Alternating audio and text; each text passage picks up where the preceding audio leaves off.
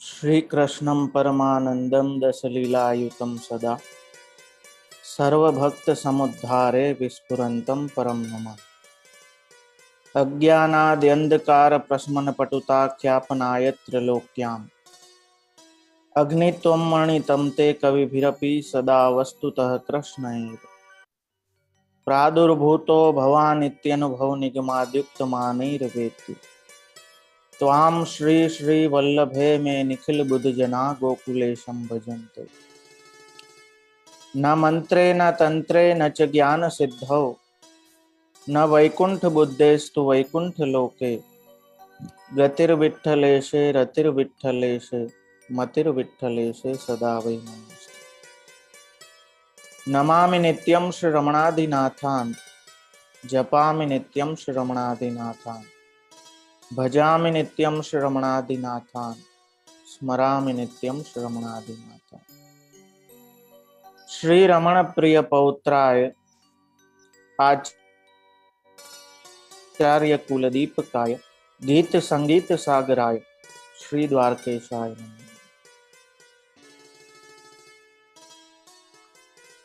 श्रीमद् भागवत द्वितीय स्कंद ना अपना क्रम में उपस्थित श्रीजी मंदिर एलेना सर्वे निष्ठावान कार्यकरो अधिकारीओ एवं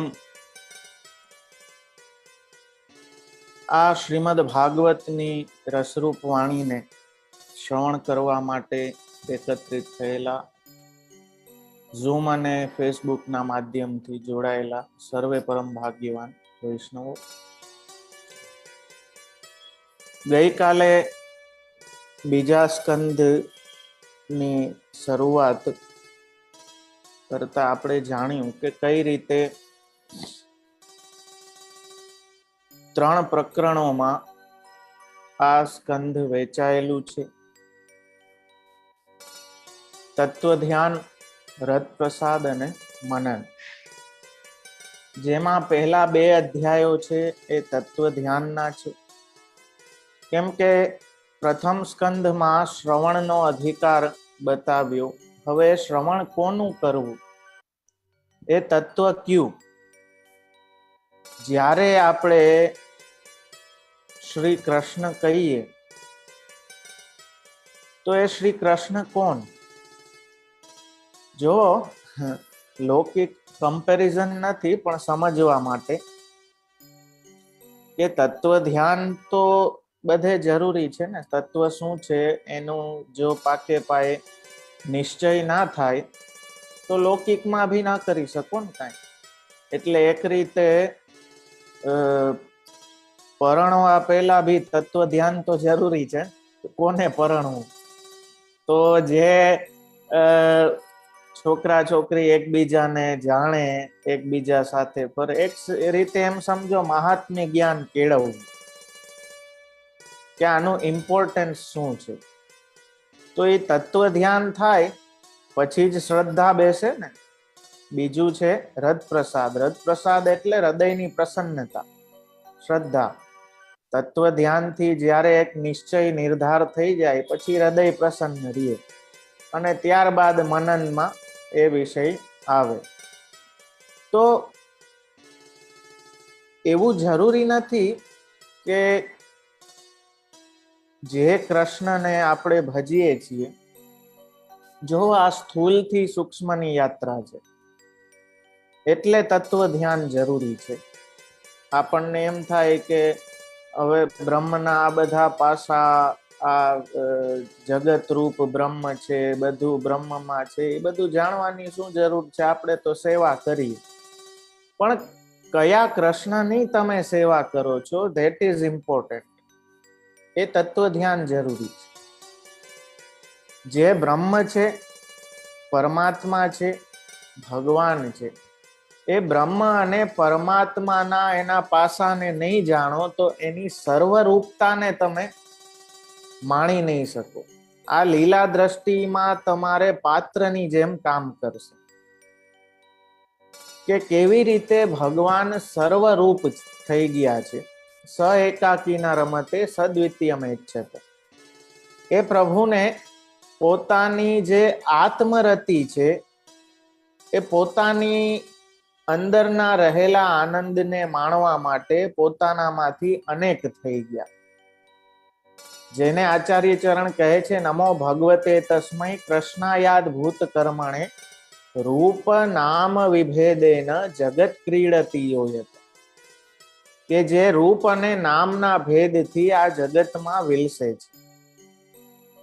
હવે જ્યાં જ્યાં તમારી બુદ્ધિ જાય છે, તત્વ ધ્યાન તમને શું બતાવે છે કે જગતમાં જે કાંઈ ભી સ્થૂલ રૂપ તમે જોવો છો એ બધું બ્રહ્મનું જ છે, એ બધું બ્રહ્મની અંદર છે. એટલે પહેલા અધ્યાયમાં એ ધારણા કઈ રીતે કરવી, કેમ કે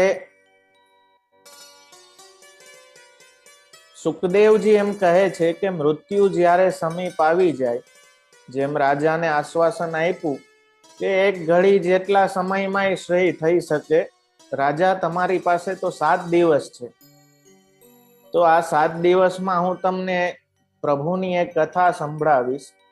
એટલે કહે છે કે હે કુલ ઉત્પન્ન, તમારે તો હજુ 7 દિવસ જીવવાનું છે અને તેટલા વખતમાં પરલોક માટે જે સાધન કરવાનું હોય તે તમે કરી શકો છો.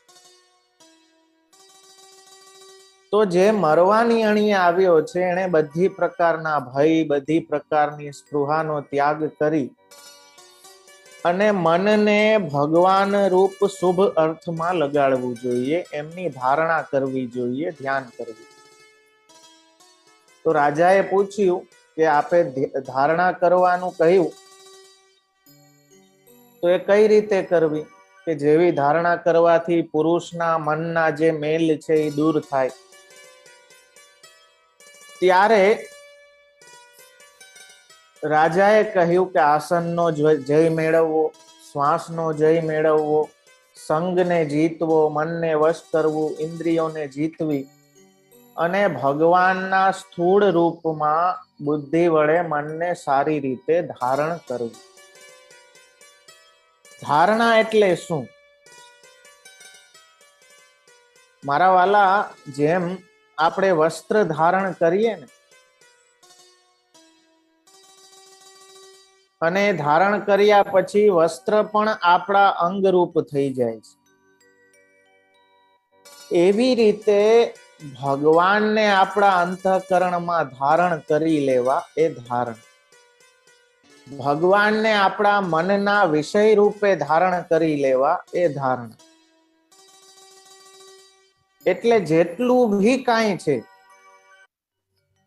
આમાં આ બધું પુરુષોક્તની વાત, વિરાટ સ્વરૂપ, 7 લોક, એને ચરણથી લઈ અને ચરણમાં પૃથ્વી છે, ત્યાંથી મસ્તક સુધી સત્યલોક, ભૂર્ભુવ સ્વ મહાજન તપત, એમ બધું જ ભગવાનમાં છે.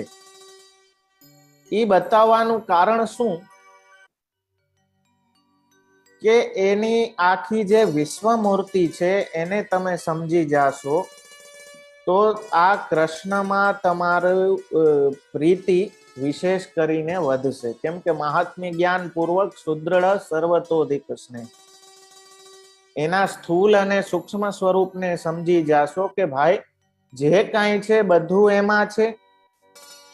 એ સ્થૂલ સ્વરૂપ છે અને બીજા અધ્યાયમાં સૂક્ષ્મ સ્વરૂપ બતાવવામાં આવ્યું કે એ બધામાં છે, અને એ બધામાં રહેવા છતાં પણ એમાં લિપ્ત નથી થતા, એનાથી આપણી જેમ મોહિત નથી થઈ જતા. એ ભગવાનની વિલક્ષણતા છે, અદ્ભુત કર્મ છે કે જગત રૂપે આપ વિલસે છે, જગત રૂપે આપ ક્રીડા કરે છે, પણ એમાં મોહિત નથી થતા. આપણે એમાં મોહિત થઈ જાય છે. એટલે તત્વ ધ્યાનની જરૂરિયાત છે. એટલે પૃથ્વી, જળ, તેજ, વાયુ, આકાશ, મહત્તત્વ, અહંકાર, 10 ઇન્દ્રિયો, આ બધું જ કઈ રીતે ભગવાનમાં બિરાજે છે, એ સ્થૂલ સ્વરૂપની ધારણા એક રીતે મારા વાલા આપણા ધ્યાનને પણ શાર્પ કરવાની આ વસ્તુ છે કે બધું ભગવાનમાં બિરાજે છે. એ જ્યારે આપણે જ્ઞાન હૃદયારૂઢ થાય ત્યારે આપણે બધામાં ભગવાનને જોતા થઈ જાય. બધે એ ભગવદ લીલાનું અનુસંધાન આપણે થાય. જ્યારે સેવા કરીએ ત્યારે એ અનુસંધાન સતત રહીએ કે આ તત્વ કયું છે.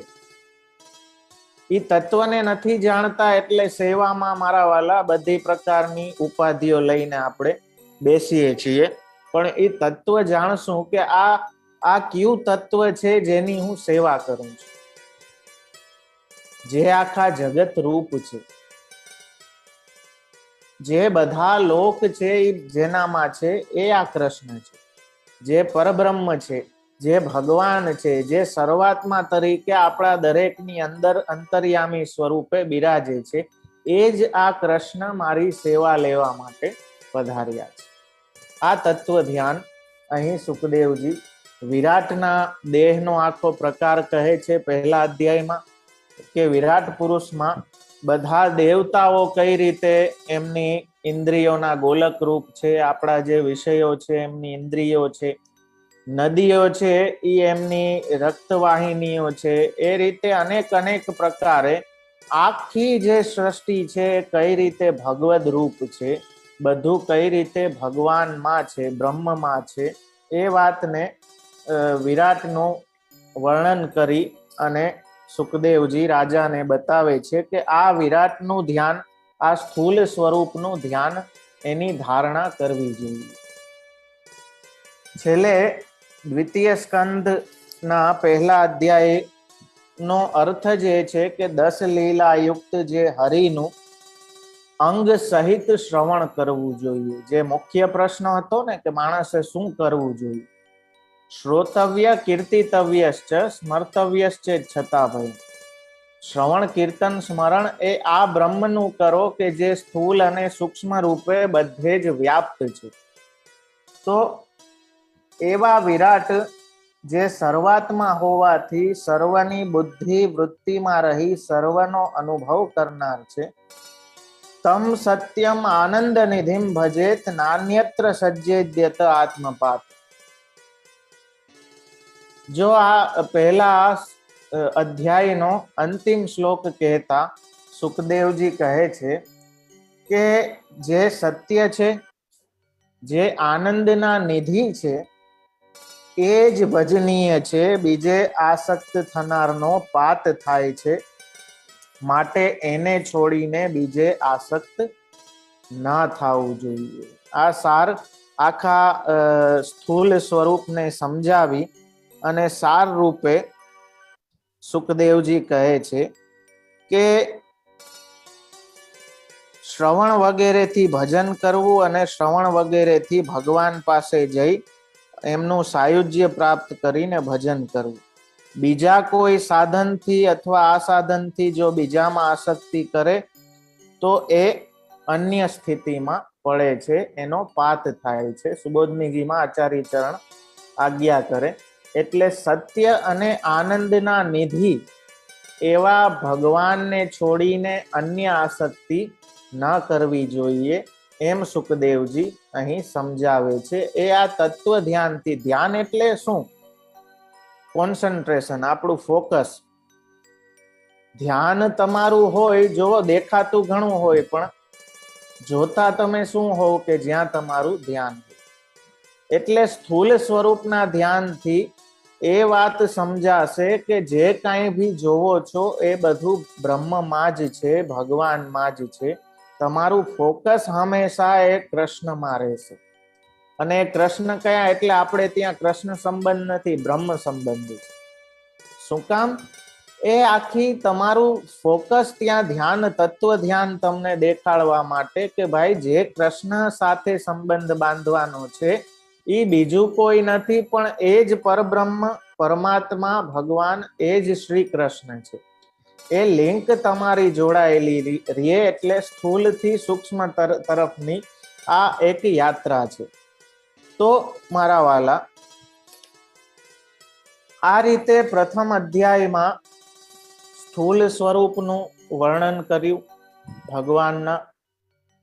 હવે એ બ્રહ્મના સૂક્ષ્મ સ્વરૂપનું, સ્થૂલ સ્વરૂપનું વર્ણન પ્રમાણ અને પ્રમેયથી કર્યું અને હવે સાધન ફલ રૂપે સૂક્ષ્મ સ્વરૂપનું વર્ણન કરતા સુખદેવજી બીજા અધ્યાયમાં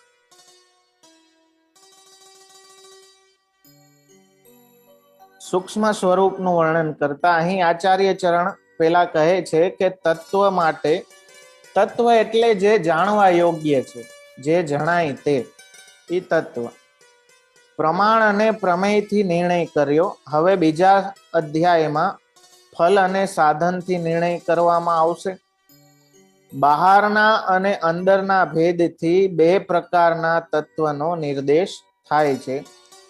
એ પૈકી બહારનો પહેલા અધ્યાયમાં પ્રમાણ પ્રમેયના મુખ્યપણાથી કહ્યો. હવે ફલ અને સાધનનો બોધ કરી જુદા માર્ગથી અંદરના તત્વનો નિર્દેશ છે. તેથી શ્રવણના અંગરૂપ સાધનોનો સ્પષ્ટ નિર્ણય કરવામાં આવશે.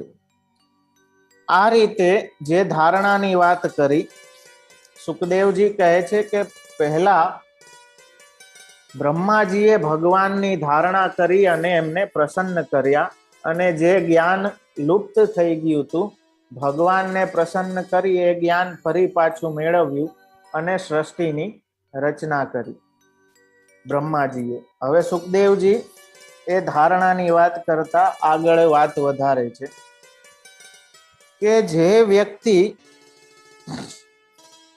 કેમ કે શબ્દરૂપ જે બ્રહ્મનો આ માર્ગ છે, એ શબ્દોના ખોટા અર્થોથી બુદ્ધિ જે ધ્યાન કરે છે, તેમાં ભ્રમણ કરતા વાસનાથી માયામાં ફસાઈ જાય છે અને પરમાર્થને પ્રાપ્ત કરતો નથી.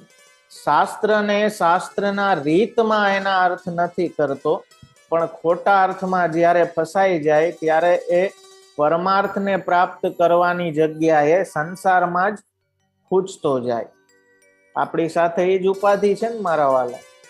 જે આચાર્ય ચરણની વાણીના અર્થો કરવા જોઈએ એ ના કરીને આપણા સ્વાર્થની સિદ્ધિ માટે આપણે ખોટા ખોટા અર્થો એમાં કરીએ, એટલે ભગવાનમાં એ તત્વ ધ્યાન થવાની જગ્યાએ સંસારમાં થઈ જાય છે.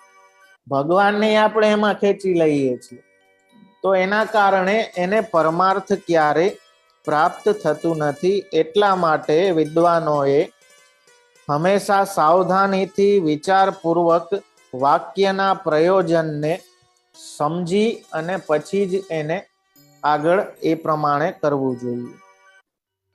હવે એવો ફસાઈ જાય માયામાં, એટલે દેહના નિર્વાહનું જ બધું વિચારે કે દેહ કેમ પુષ્ટ થાય, ઇન્દ્રિયોને કેમ સુખ મળે, આ કેમ થાય. તો બહુ સુંદર. હવે જેનો ભક્તિનો પક્ષ છે ને, એના માટે સુખદેવજી કહે છે કે સત્યામ ક્ષીરતો કિમ કશિપો પ્રયાસૈર બાહો સ્વસિદ્ધે ઉપબર્હણી. ભૂમિ છે ત્યારે ગાદલાની શું જરૂર છે? સુવા માટે ભગવાને ભૂમિ આપી છે. બે હાથ પ્રભુએ આપ્યા છે, તો ઓશિકાની શું જરૂર છે? અંજલિ જ્યારે આપી છે બે હાથની, કે જે પાત્રનું કામ કરે, તો ઘણા બધા થાળી વાટકા વાસણ ભેગા કરવાની શું જરૂર છે? દિશાઓ, વૃક્ષની છાલ વગેરે વસ્ત્રો છે, ત્યારે રેશમી વસ્ત્રોથી શું પ્રયોજન છે? એટલે ભગવાને બધું દીધેલું તો છે, જેમ કહે છે, પણ જેની દેહમાં સ્થિતિ છે, જેની તત્વમાં સ્થિતિ નથી, દેહમાં સ્થિતિ છે, એ આ બધા પાછળ ખોટો પોતાનો ટાઈમ વેસ્ટ કરે છે. એ વાત આપ સમજાવવા માંગે છે. પછી કહે છે કે શું લોકોએ ફેંકી દીધેલા વસ્ત્રોના ટુકડા રસ્તામાં ઓછા મળે છે? શું પગથી જલ પીનારા અને પારકાને માટે દેહ ધરનારા વૃક્ષો ભિક્ષા નથી આપતા? આચાર્ય ચરણ સુબોધનીજીમાં આજ્ઞા કરે છે કે ભૂમિ અને વૃક્ષો આ બંને વૈષ્ણવ રૂપ છે. એટલે વૈષ્ણવો કંઈક કંઈક તમને આપે છે. વૃક્ષો તમને, જેમ કુંભનદાસજીની વાર્તામાં આવે ને, કે પેલા એ પૂછ્યું કે તમારા મોદી કોણ? તો કુંભનદાસજીએ ખેતરમાં ઉભેલા એ વૃક્ષો દેખાડ્યા કે ભાઈ શિયાળામાં આ ફળ આપે છે ને ઉનાળામાં આ ફળ આપે છે, આ મારા મોદી. તો એવી રીતે શું જલનું કામ પડે તો નદીઓ સુકાઈ ગઈ છે? રહેવું હોય તો શું ગુફાઓના દ્વાર પર કોઈએ પહેરા રાખ્યા છે? અરે ભાઈ, ઉપરનું હોય કે ના હોય, પણ શું ભગવાને પણ પોતાના શરણાગત ભક્તોની રક્ષા કરવાનું માંડી વાળ્યું છે? તો પછી બુદ્ધિમાન લોકો પણ ધનના નશામાં ચકચૂર ઘમંડી ધનીઓની ચાપલુસી કેમ કરે છે? જો કેટલી ગજબ વાત કરી કે બધું તો આ તત્વમાં જ છે, બધું તો આ ભગવાનમાં જ છે, પછી એને છોડીને બીજાનું આશ્રય કરવાની જરૂરિયાત જ શું છે? એ બધું દેવાવાળા પ્રભુ છે. જ્યારે આટલું બધું એમણે દીધું છે તો વિશેષ પણ દેશે. તો પછી જે બુદ્ધિવાળા લોકો છે એ ધન પાછળ અને ધનવાન લોકોની ચાપલુસીમાં કેમ પોતાનો ટાઈમ બગાડે છે? મારા વાલા, આ મોટામાં મોટું કારણ છે આજે સંપ્રદાયની અંદર જેટલા દૂષણો વ્યાપ્ત થઈ ગયા છે ને, એના માટે આ મોટામાં મોટી ઉપાધિ વાળું કારણ છે કે મૂળ તત્વને છોડી, મૂળ સિદ્ધાંતોને છોડીને પૈસાની પાછળ આપણે ઓલા થઈ ગયા. એટલે જે આજે ઓલા હૃદયનો ભાવ કોઈ જોતું નથી, પણ આ ભાવ વાળો હોય ને તો સીધો પભ થઈ જાય. પભ બનવું બહુ સહેલું છે. હમણાં ખાલી એક ચેક લખો કે મોટી ભેટ લખી દો એટલે પભ થઈ જાય. અને પછી પભની ચાપલુસીમાં જ માણસો પોતાનું જીવન વેસ્ટ કરી નાખે. મારા વાલા, જે તત્વને પકડવાનું છે એને પકડો, એમાં પરમાર્થ સિદ્ધ થશે. નહીં કે ધનવાન વ્યક્તિઓ, અને એ ધનવાન માઇન્ડેડ ધનવાન વ્યક્તિઓની ચાપલુસીને કારણે જ સંપ્રદાયના સિદ્ધાંતો આજે તૂટી રહ્યા છે, કે એને આપણે તોડી મરોડી રહ્યા છે. તો અહીં સુખદેવજી કહે છે કે શું ભગવાને પોતાના ભક્તોનું રક્ષા કરવી બંધ કરી દીધી છે?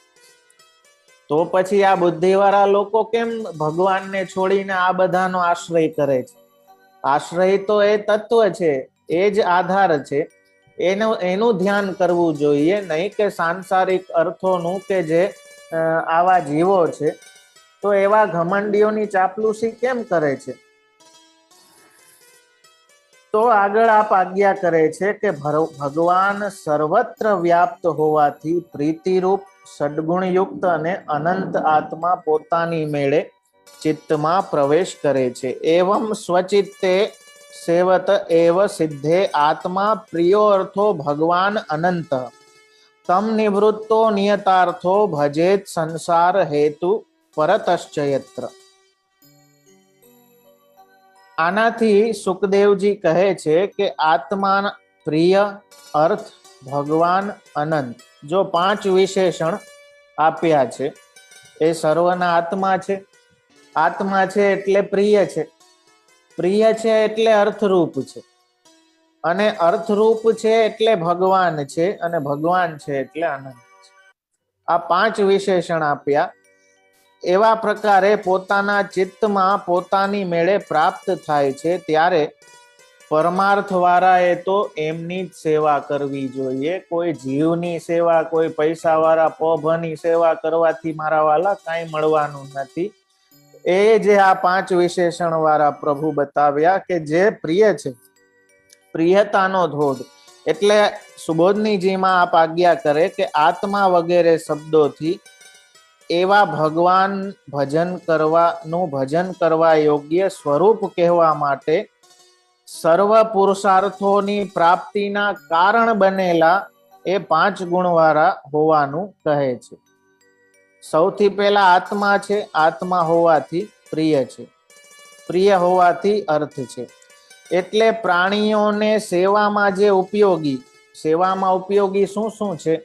પોતાનો આત્મા, દેહ, ધન, ઈશ્વર અને નિત્ય કર્મ. આ 5 રૂપો, સાધન રૂપો પણ ભગવાનના જ છે.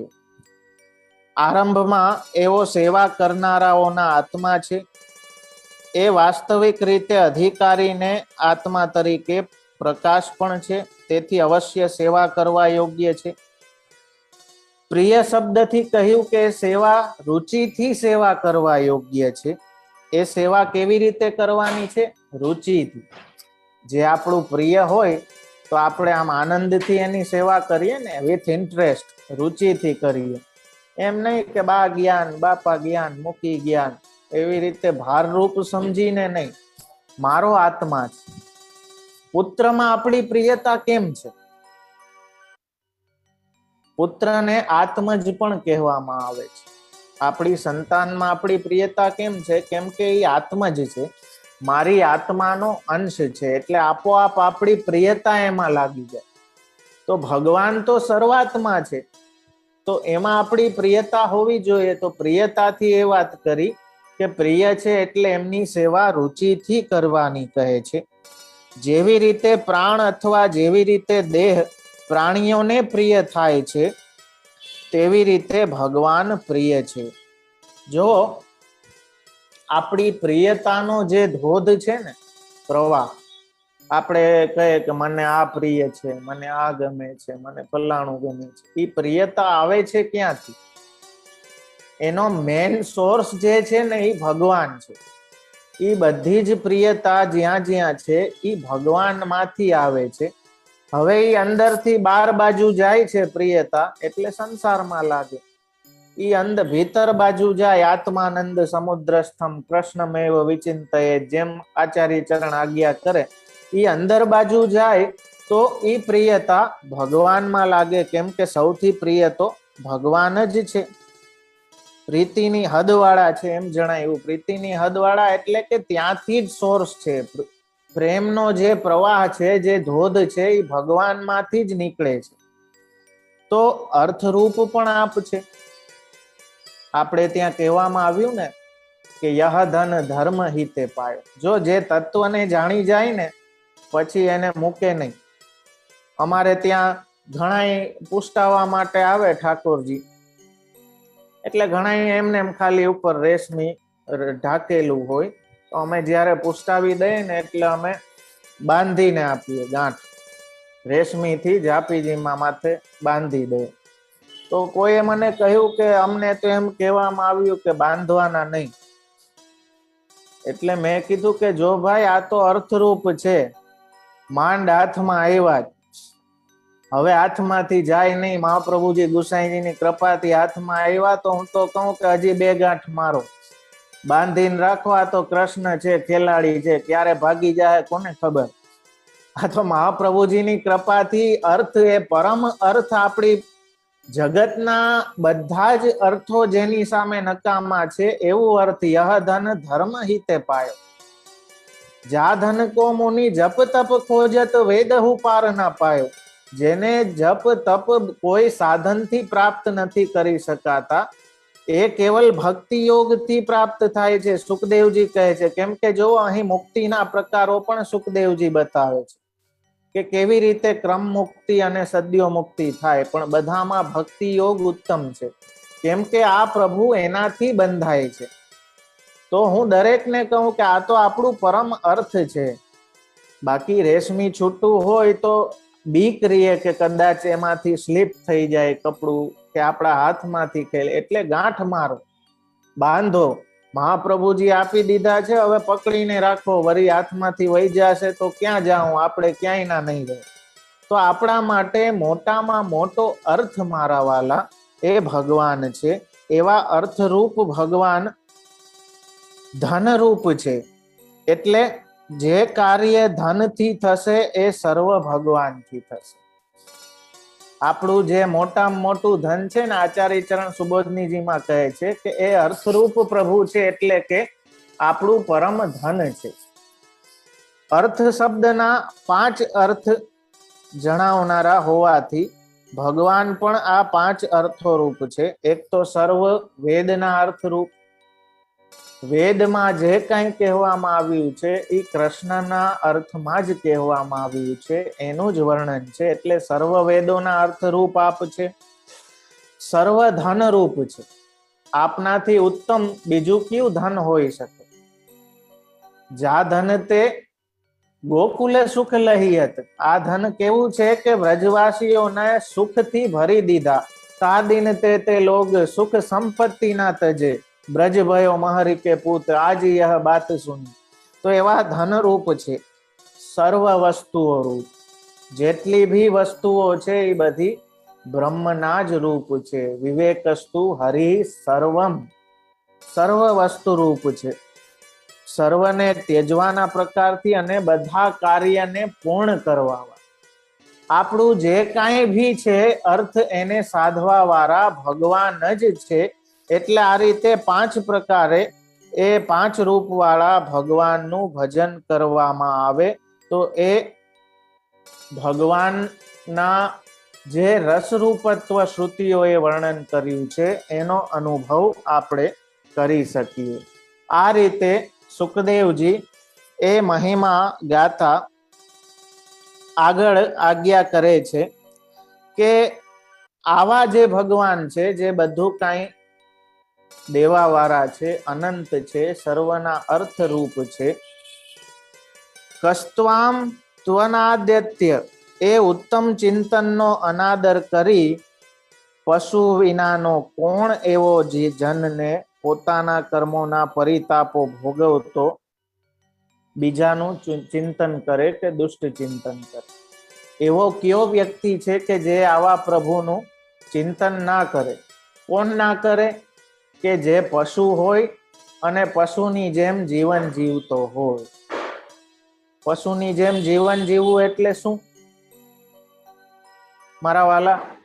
પશુની જેમ જીવન જીવવું એનો મતલબ કે તમારા જીવનમાં કોઈ પ્રકારનો ધર્મ, કોઈ પ્રકારની ભક્તિ ના હોય, કેવલ બસ દેહના નિર્વાહ માટે જ જે જીવતો હોય એ પશુ છે. જે કેવલ ઇન્દ્રિયોને જ, એટલે જ કહ્યું ને કે આહાર નિદ્રા ભય મૈથુનમ ચ એતત સમાના પશુભિર નરાણા. ખાવું, પીવું, પોતાની વસ્તુ માટે ભય રાખવો અને વિષયના ભોગો કરવા, આ બધું તો મનુષ્ય અને પશુમાં સેમ છે. તો એવો કયો પદાર્થ? તો કહે છે કે ધર્મો હિ તેષામ અધિકો વિશેષ ધર્મેણ હિના પશુ ભી સમાન. એક ધર્મ જ એવી બાબત છે કે જે અધિક વિશેષ છે મનુષ્યમાં. બાકી જો મનુષ્ય પણ ધર્મથી હીન હોય તો પશુ ભી સમાન, એ પણ પશુને સમાન જ છે. જેમ ભગવાનનું ભજન કરવામાં આવતા ભગવાનના 6 ગુણો પોતાની અંદર આવે છે. જેવી રીતે ભગવાનનું સુબોધનીજીમાં બહુ સુંદર વાત સમજાવે છે. ઐશ્વર્ય, વીર્ય, યશ, શ્રી, જ્ઞાન, વૈરાગ્ય. જો અંશ હોવાને કારણે જેમ આપણે જોઈ ગયા કે આખી સ્થૂલ સૃષ્ટિ ભગવાનની અંદર છે, વિરાટમાં. એ વિરાટ પુરુષ આખા બ્રહ્માંડ ને આખી સૃષ્ટિને ભગવાનના એક એક અંગનું ભાવન કર્યું છે કે આ ભગવાન, આ બ્રહ્મનું સ્થૂલ રૂપ છે. સૂર્ય આપના નેત્રો છે, ચંદ્રમાં આપનું મન છે. એ રીતે એક એક જે સ્થૂલ વસ્તુઓ આપણે ભૌતિક જગતમાં જોઈએ છીએ એ બધું વિરાટ પુરુષના એક એક અંગ છે. એ રીતે બતાવ્યું. હવે એવા જે ભગવાન છે કે જેની અંદર બધું છે, એનું ભજન કરવાથી શું થશે? તો કહે છે કે એમના જે 6 ગુણો છે એ ભક્તમાં પ્રગટ થઈ જશે. ઐશ્વર્ય, વીર્ય, યશ, શ્રી, જ્ઞાન અને વૈરાગ્ય. તો મારા વાલા, જેવી રીતે ભગવાનનું ભજન કરવાથી આ 6 ગુણો પ્રગટ થાય છે જીવમાં, તેવી રીતે દેહ વગેરેનું ભજન કરવાથી 6 દોષો પ્રગટ થાય છે. સુબોધનીજીમાં આજ્ઞા કરે કે 6 દોષો કયા? ઉત્પત્તિ, નાશ, દુઃખ, કર્મો, પરિતાપ અને હીનપણું. ઉત્પત્તિ એટલે કે જનથી એ વાત કહી જે ઉત્પન્ન થનાર છે. પડેલો એટલે પોતાના સ્થાનથી જે લગભગ પડી જાય એ નાશ કહેવાય ને. જ્યારે સ્વ સ્વરૂપને આપણે ના ઓળખીએ અને ભજનમાં પ્રવૃત્ત ના થાય, માઇન્ડ ઇટ, કોઈ પૂછે તો આપણે કહીએ કે હા હા અમે વૈષ્ણવ, પણ એ વૈષ્ણવતાને જીવનમાં જીવવી અને પોતાની જાતને વૈષ્ણવ કહેવડાવવું મારા વાલા, એ બહુ જ જુદી વાત છે. એટલા માટે જ સુખદેવજી કહે છે કે જે લોકો ભગવાનના ભજનથી વિમુખ છે, બહિર્મુખ છે, એ તો પશુ સમાન છે. કેમ કે પશુ એ જ કરે છે જે આ કરે છે. ભગવાનને પ્રાપ્ત કરવા એ મુખ્ય ધ્યેય છે. એ ધ્યેયને ભૂલીને જ્યારે આપણે આપણા લૌકિકમાં જ રાચતા થઈ જાય તો એ 6 ગુણો પ્રગટ નથી થતા. આપણે ભગવાનનું ભજન નથી કરતા, આપણા દેહનું ભજન કરીએ છીએ. જ્યારે આપણે એમ વિચારીએ કે સેવા કરીશ તો મારું આ થઈ જાય, બીમારી વહી જાય, ઇન્દ્રિયોના ભોગ મારા પૂરા થાય, સાધન સંપત્તિ મળે, તો જસ્ટ થિંક, જરાક વિચાર કરો કે તમે સેવા કરો છો કે કરાવો છો? વિચારો. તમે સેવા નથી કરતા, તમે તમારા દેહની સેવા કરો છો, તમે તમારી ઇન્દ્રિયોની સેવા કરો છો, ભગવાનની તો નથી કરતા. એટલીસ્ટ કેમ કે જો ભગવાનની કરતા હોત તો એ વૈરાગ્ય ગુણ આવો જોઈતો તો તમારામાં, એ 6 ગુણ પ્રગટ થઈ જવા જોઈતા હતા આપણામાં. જો આપણે ભગવત સેવા કરીએ છીએ, ભગવાનનું ભજન કરીએ છીએ, તો એ ઐશ્વર્ય, એ વીર્ય, એ યશ, એ શ્રી, એ જ્ઞાન, વૈરાગ્ય, એ બધું પ્રગટ થવાનું જ છે. હવે જો થોડા અંશે એ આપણામાં છે, અમુક અંશે એ આપણામાં છે, કેમ કે ભગવાનના આપણે અંશ છીએ એ હિસાબે, પણ પૂર્ણ નથી. આપણા જે ઐશ્વર્ય, વીર્ય, યશ, શ્રી, જ્ઞાન, વૈરાગ્ય છે, એક તો એ નેચરલ નથી, સહજ નથી. ભગવાનમાં એ નેચરલ છે, આપણા આર્ટિફિશિયલ છે, એડોપ્ટ કરેલા છે. અને બીજી વસ્તુ કે પૂર્ણ છે, ભગવાનમાં પૂર્ણ છે, આપણામાં પૂર્ણ. આપણું ઐશ્વર્ય હશે ક્યાંક તો હશે ને, કોક ઉપર તો આપણું ઐશ્વર્ય હશે ને. કદાચ ઘરના નહીં માનતા હોય તો ઘરવાળી આપણું માનતી હશે, ઘરવાળી આપણું નહીં માનતી હોય તો નોકર માનતો હોય છે, નોકર નહીં માનતો હોય તો છોકરો માનતો હોય છે. કોકની ઉપર તો કાંઈક થોડું ઘણું તો ઐશ્વર્ય આપણું હશે. કોકથી બલવાન આપણે હઈશું, એ વીર્ય બી કાંઈક અંશે આપણામાં હશે, આપણું ક્યાંક કદાચ થોડું ઘણું યશ પણ હશે, થોડું ઘણું જ્ઞાન પણ છે. એટલે તો આ બધી ઉપાધિ કરીએ છીએ, પણ પૂર્ણ રીતે નથી.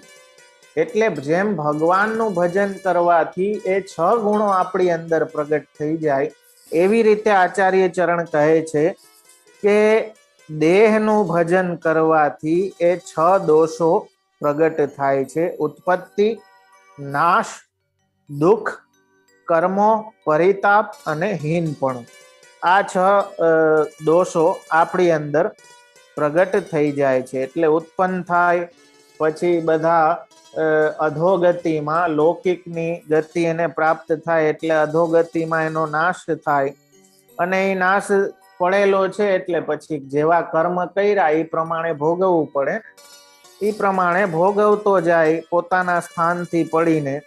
અને એ દુષ્ટતાનું ચિંતન કરતા પોતે કરેલા વિવિધ કર્મોનો ફલ ભોગવે અને શોક થવાથી પરિતાપ થાય.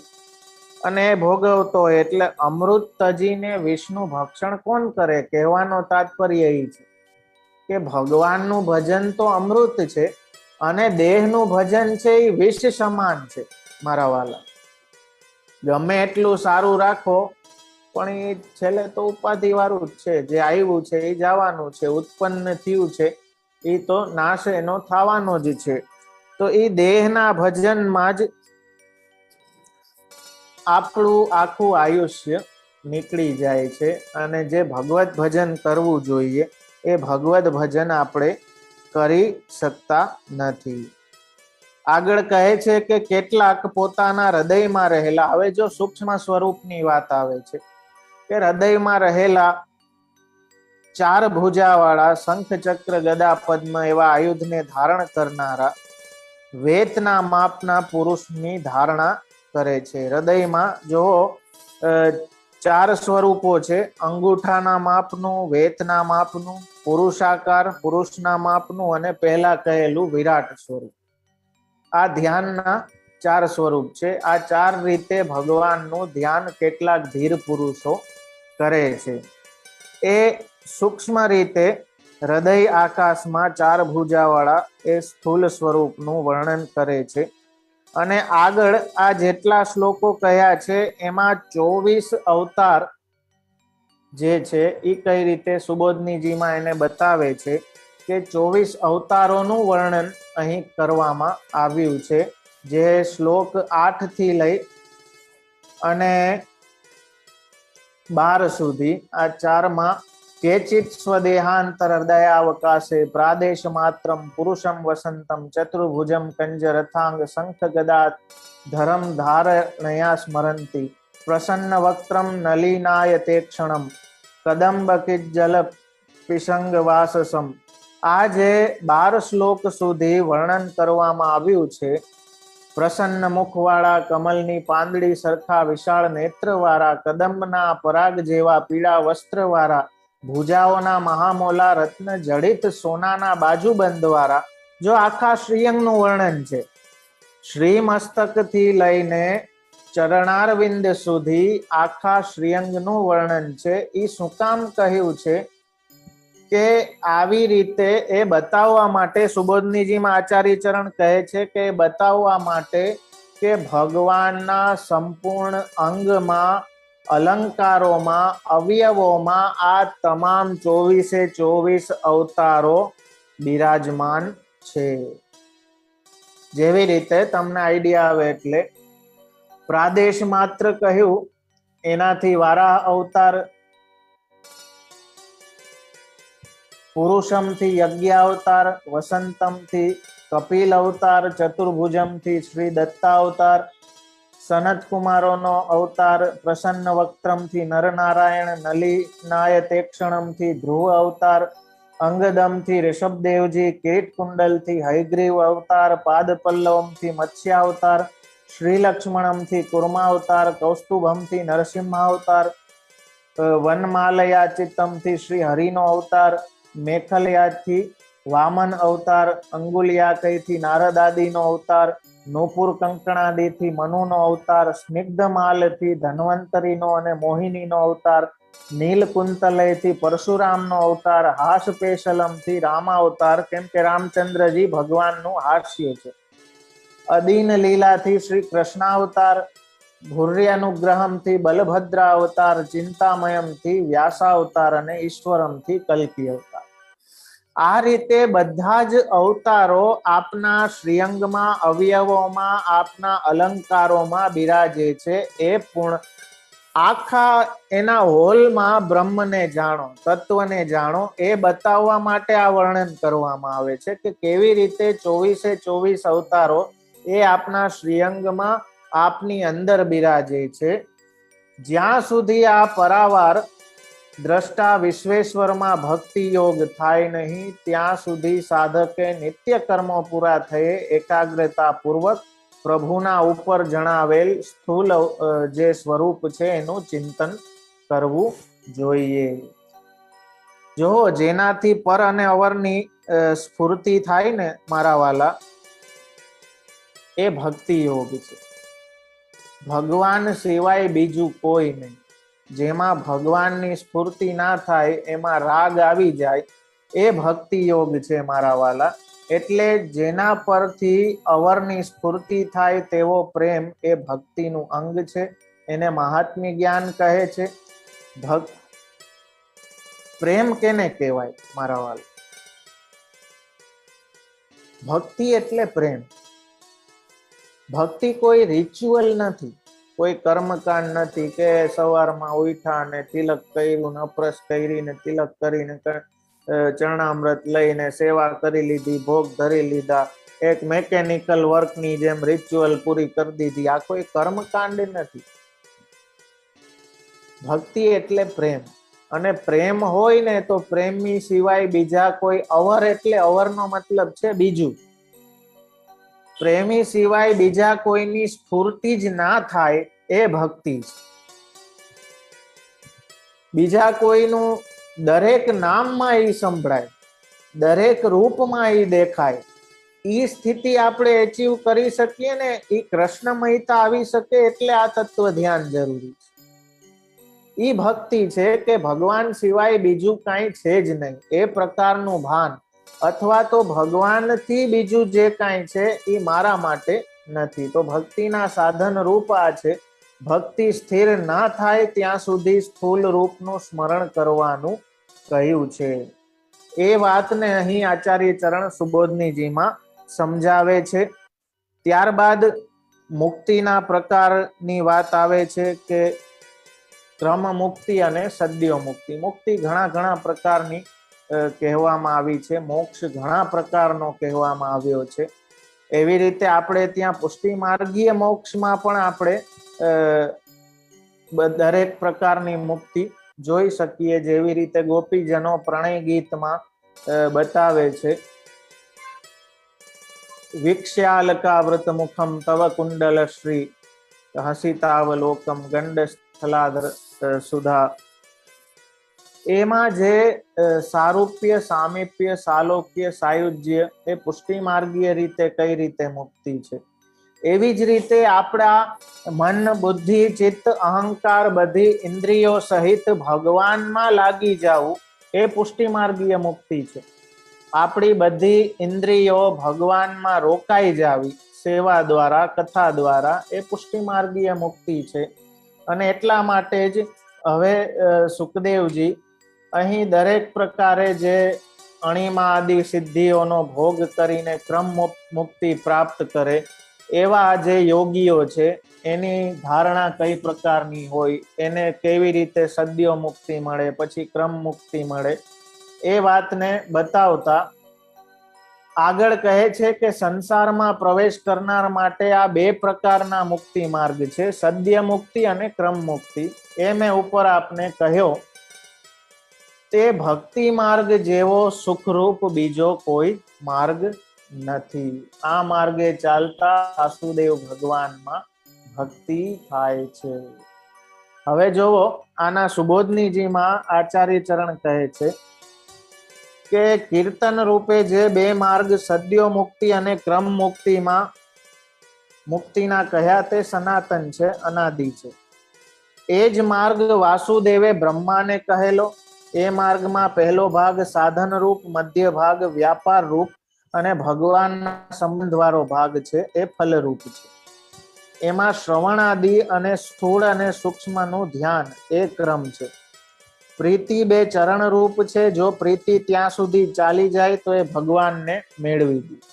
આપણી પ્રીતિ જો ભગવાન સુધી, અત્યારે તો સંસારમાં છે, સંસારને પ્રેમ કરે તો સંસાર મળે, ભગવાનને પ્રેમ કરે તો ભગવાન મળે, ચોખ્ખી વાત છે. ભગવાનને રાખીને સંસારના પ્રેમને વધારવો એ આપણો ખેલ છે.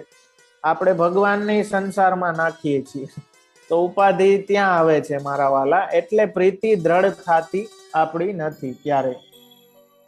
આવી રીતે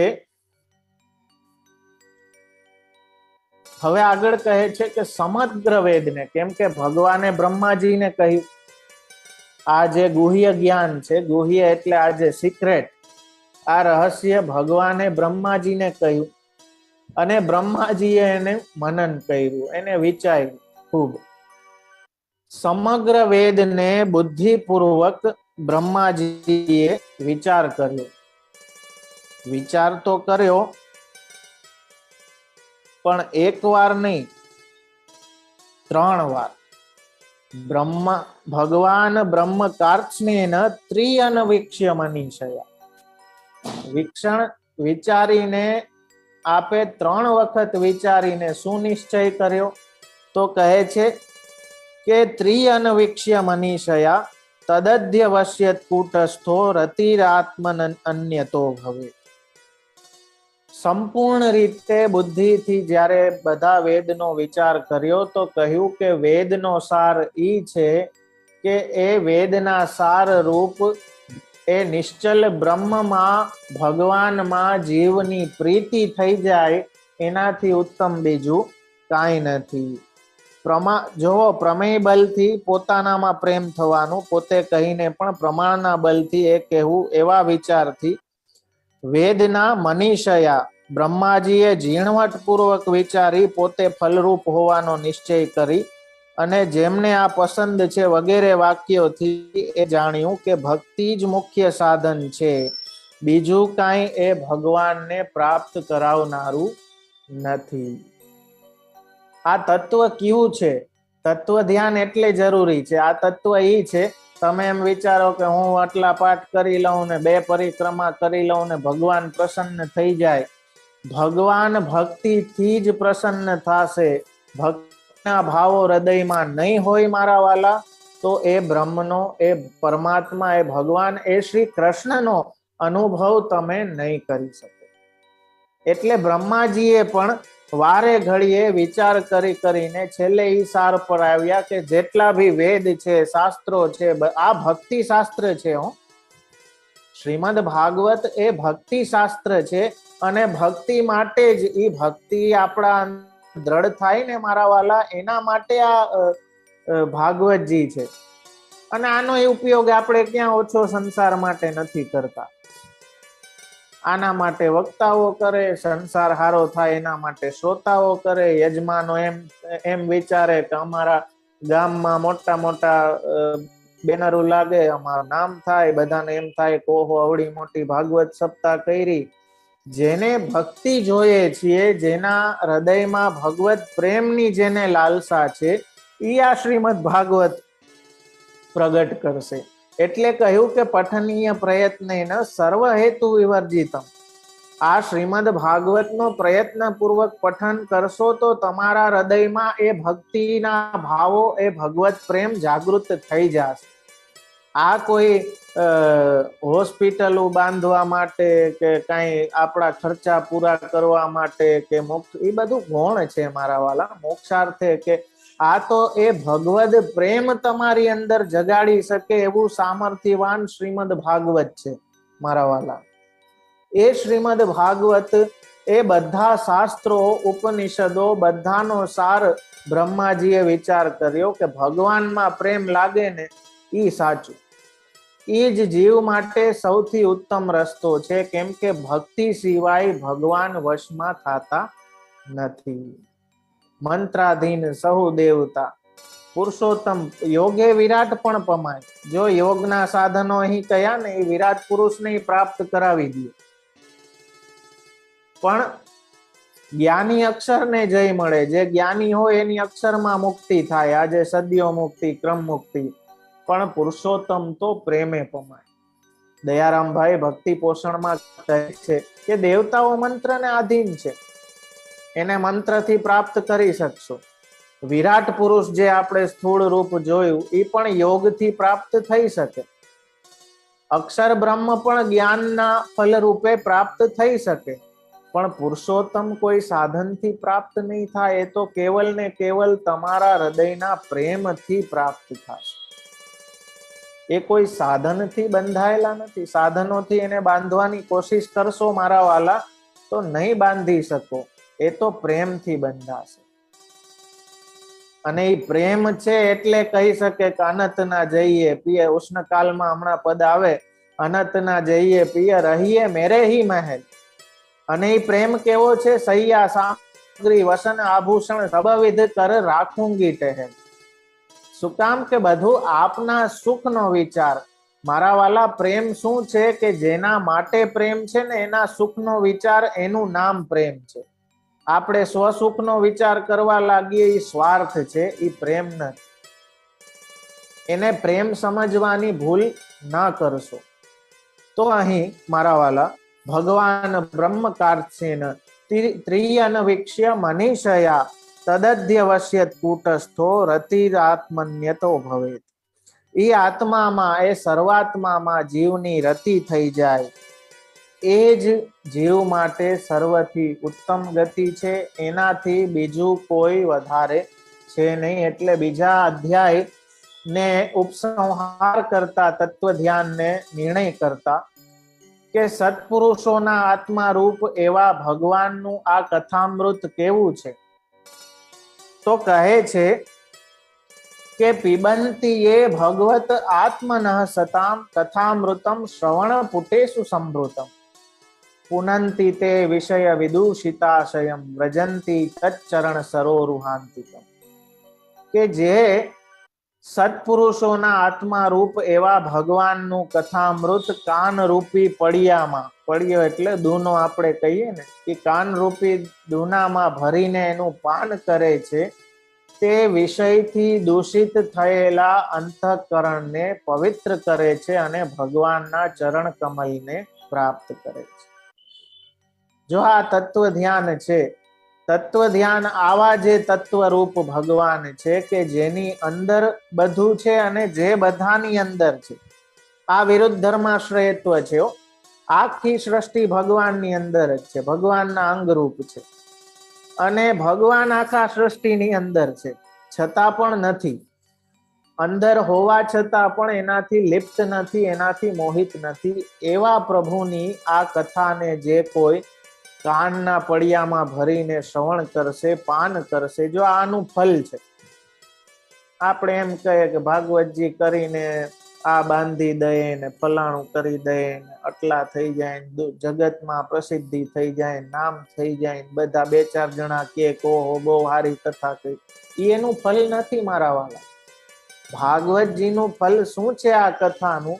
તો કહે છે કે અંતઃકરણમાં જે વિષય રૂપી જે દૂષણ ભરેલું છે ને, કચરો ભરેલો છે, એ આ કથા રસથી અંતઃકરણ પવિત્ર થશે, શુદ્ધ થશે. સર્વોત્તમજીમાં જેમ કહ્યું કે સ્વયશોગાન સમરષ્ટ હૃદયામ ભોજ વિસ્તર, એ અંતઃકરણ એ હૃદય કમલ રૂપ થશે. એવું આ કથાનું અમૃત છે. એ અમૃતથી વિષરૂપ જે વિષય છે એની અસર નહીવત થઈ જશે. જ્યારે એ જ્ઞાન થશે કે બધું ભગવાનમાં છે, તો મારે ભગવાનને છોડીને અન્ય કોઈ વસ્તુની જરૂર નથી, અન્ય કોઈ પદાર્થની જરૂર નથી. કેમ કે જે હૃદયમાં વિષયો ભરેલા છે, જે અંતઃકરણ વિષયથી ભરપૂર છે, એવા અંતઃકરણમાં હરિનો આવેશ થઈ શકતો નથી. એની શુદ્ધિ કઈ રીતે થાય? તો એની શુદ્ધિ આ શ્રવણના અંગોને ધ્યાનમાં રાખીને જ્યારે શ્રવણ કરવામાં આવે ત્યારે અંતઃકરણમાંથી એ વિષયો દૂર થાય અને મૂળ અલૌકિક વિષય રૂપી જે ભગવાન છે એ અંતઃકરણમાં પધારે અને એમના ચરણ કમલની પ્રાપ્તિ થાય. આ તત્વ ધ્યાનનું મારા વાલા પ્રકરણ અહીં 2 અધ્યાયનું છે.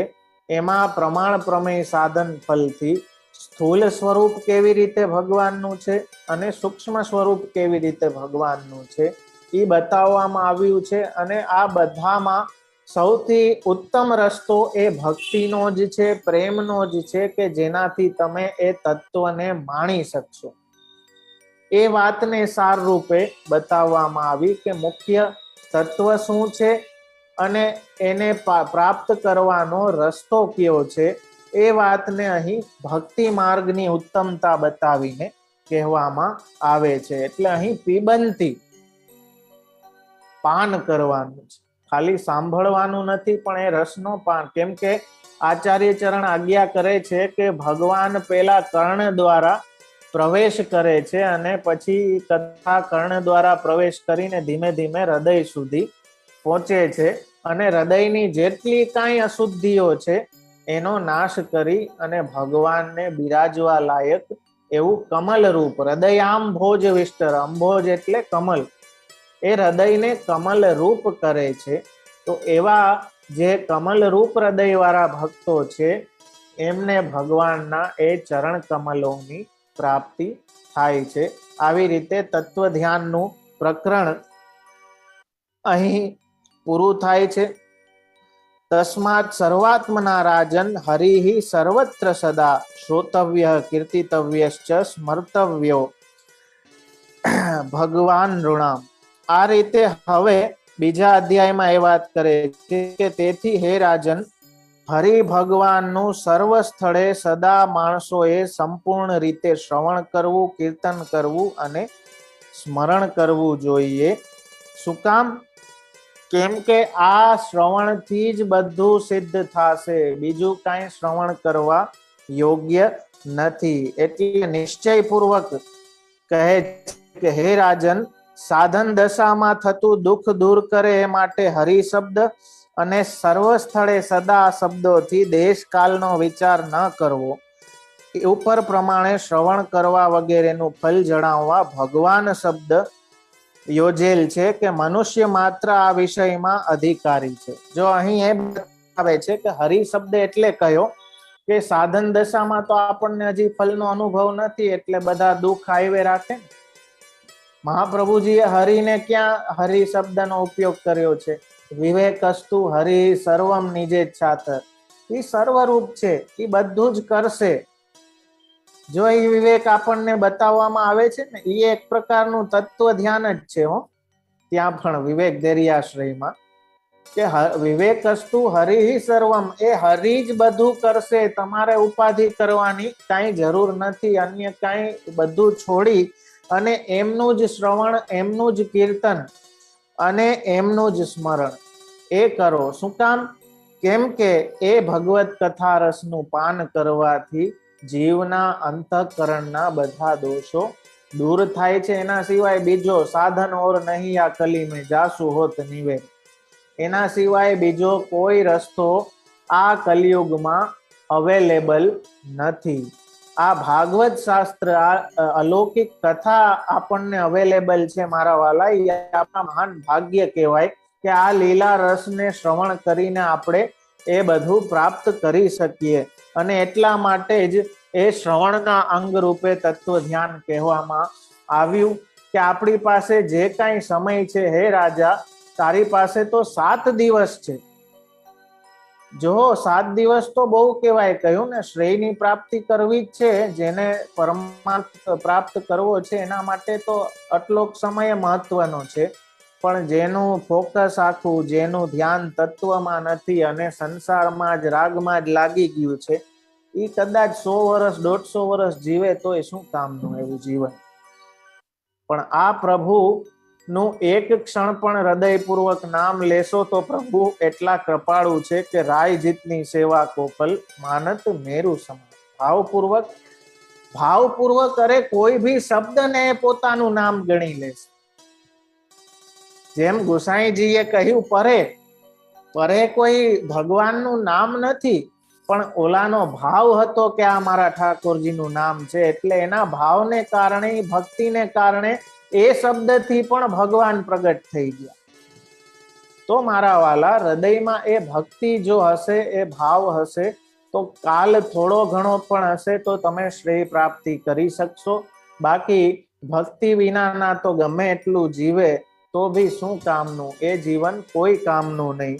તો એક એક ક્ષણ આપણો કિંમતી છે મારા વાલા. મહાપ્રભુજીએ જે એ તત્વ આપણને પધરાવી દીધું છે, જાધન તે શ્રી ગોકુલ સુખ લહિયત, સગરે કાજ સવારે, શોધન વાર વાર ઉર અંતર, પરમાનંદ વિચારે. એ ધનનો વિચાર, એ તત્વનું ધ્યાન આપણા હૃદયમાં, અંતરમાં વારંવાર એનું કરતા રહ્યો, એનાથી જ એ પરમાનંદની પ્રાપ્તિ આપણને શક્ય છે. બીજા કોઈ સાધન અહીં ચાલે એમ નથી. આ રીતે હવે શ્રદ્ધાનું પ્રકરણ ચાલુ થાય છે. રથ પ્રસાદ જેને કહેવામાં આવે છે, હૃદયની પ્રસન્નતા. તત્વને એકવાર જાણી લ્યો પછી હૃદયની પ્રસન્નતા પ્રાપ્ત થાય. અહીં વક્તા અને શ્રોતા બંનેની શ્રદ્ધા બતાવવામાં આવી છે. એટલે રથ પ્રસાદનું જે પ્રકરણ છે એ 2 અધ્યાયનું છે. 3જો અને 4થો અધ્યાય એ શ્રદ્ધા પ્રકરણ પણ એને કહી શકો. શ્રવણ કરવા યોગ્ય વિષય તરીકે નામથી એવી રીતે તત્વ કહ્યું. હવે એનું સાધન કહેવામાં આવે છે. પેલા તત્વ કહ્યું, હવે શ્રવણનું સાધન કહેવામાં આવે છે. ઇન્દ્રિયો દુષ્ટ ના હોય અને એવી રીતે ઈશ્વરને અનુકૂળ થાય ત્યારે જે પ્રાપ્ત કરવાનું છે તે પૂર્ણ રીતે પ્રાપ્ત થાય. પેલા તો ઇન્દ્રિયોની દુષ્ટતા નિવૃત્ત કરવી પડે ને, પ્રભુને લાયક ઇન્દ્રિયો થાય. તો એવી રીતે અહીં 2 અધ્યાયોથી શ્રવણનું એના વિષય સાથે એ શ્રવણની સર્વની પ્રવૃત્તિ થતી નથી એમ જોઈને કંઈક કારણ છે જેનાથી સર્વની પ્રવૃત્તિ નથી થતી, તો વિષય દોષ રહિત હોવાથી એના અધિષ્ઠાતાનો દોષ હશે એવી શંકા કોઈને થાય તો એના નિવારણ માટે અહીં એનો ખુલાસો કરવામાં આવ્યો છે. જો આપણને એમ થાય કે શ્રવણનો રસ આટલો ઉત્તમ છે, પ્રભુનું કથામૃત આટલું ઉત્તમ છે, તો બધાની ગતિ કેમ એમાં નથી થતી? બધાને કેમ એ નથી ગમતું? કેમ કે આચાર્ય ચરણ કહે છે કે કીર્તનમ સુખદમ સદા. કીર્તન તો બહુ સુખ દેવા વાળું છે, પણ આપણને અનુભવમાં એવું નથી આવતું. કીર્તન આપણને દર વખતે સુખ પ્રાપ્ત નથી કરાવતું. તો જેની ઇન્દ્રિયો દુષ્ટ નથી ને મારા વાલા, એટલે કે શુદ્ધ ને સ્વસ્થ છે, ઈ એનો સ્વાદ લઈ શકે. જેમ બીમારી વાળી વ્યક્તિ ને કોઈ બી ખાદ્ય પદાર્થનો સરખો સ્વાદ ના આવે, કેટલું બી એને સારામાં સારું તમે જમાડો, સારામાં સારી એને વાનગીઓ દ્યો, પણ જે તાવમાં હોય, બીમારીમાં હોય, તો એની જે સ્વાદની ઇન્દ્રિય હોય ને એ જડ થઈ ગઈ, દોષયુક્ત થઈ ગઈ હોય, એટલે એમાં સ્વાદનો કોઈ સેન્સેશન ના આવે. એવી રીતે ઇન્દ્રિયોમાં જ્યાં સુધી વિષયો ભરાયેલા છે, દુષ્ટતા છે, ત્યાં સુધી સેવાનો, કથાનો સ્વાદ આપણે માણી નથી શકતા. એટલે એની શુદ્ધિ જરૂરી છે. હવે આ રીતે ત્રીજા અધ્યાયમાં રથ પ્રસાદ આપણને બતાવવામાં આવે છે. ઇન્દ્રિયોની શુદ્ધિ, જો 3 પ્રકારના સાધન અહીં કહેવામાં આવ્યા છે રથ પ્રસાદમાં. સૌથી પહેલા ભગવાનમાં અનન્યતા, અનન્ય ભગવત પ્રેમ, ભગવાન સિવાય કોઈ નહીં, એ પ્રકારનો અનન્ય ભગવત પ્રેમ. બીજું ઇન્દ્રિયોની શુદ્ધિ, અને ત્રીજું ભગવાનની કૃપા, એ કૃપાનું શ્રવણ અને કીર્તન કરવું.